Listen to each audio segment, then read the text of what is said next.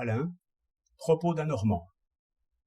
Il y a une espèce de paix désarmée, qui serait sans doute la meilleure de toutes.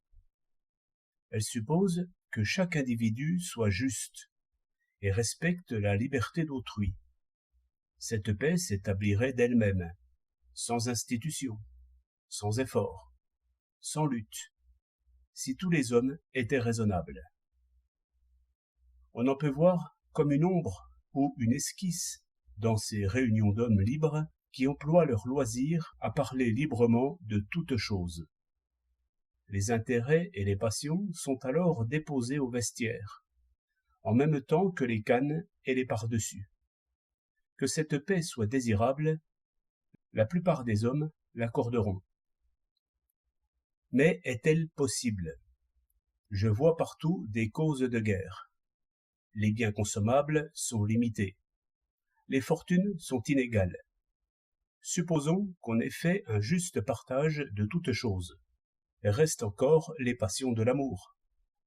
Et, sans aller si loin, s'il faut attendre la paix aussi longtemps que l'on attendra la justice, les pacifistes feront rire tant qu'ils travailleront pour la paix des armées. En réalité, pour un esprit positif, la paix est un état réalisable parce qu'il a été réalisé et qu'il l'est présentement encore. La paix est un état qui ne suppose pas la justice absolue, mais qui limite l'injustice, la soumet à des règles et attache à ces règles des sanctions. Par ce moyen, bien avant que les hommes soient parfaits, nous jouissons, pendant des périodes heureusement assez longues, d'une certaine sécurité. Mais il est visible que cette paix médiocre n'est pas possible sans quelque guerre. Nous ne sommes protégés contre les malfaiteurs que par une police armée. Ce qui assure la paix, c'est alors une force incontestable, contre laquelle l'ennemi ne songe même pas à lutter. Tel est le règne du droit. Le droit est un singulier mélange de paix et de guerre. Le droit, c'est la paix garantie par la force. Et les amis de la paix ne peuvent chercher que l'équilibre des forces.